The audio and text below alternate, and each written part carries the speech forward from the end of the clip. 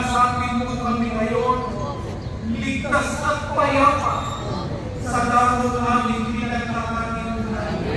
Maraming salamat dito sa biyayang pagkakataon para amin pong maipamalas ang pagkakaisa ng iyong iglesia.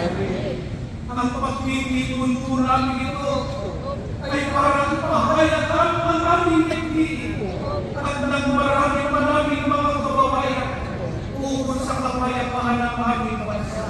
Mga higit, hinihiling na po namin ang lahat sa pangalan po ni Jesus, aming dakilang tagapagligtas.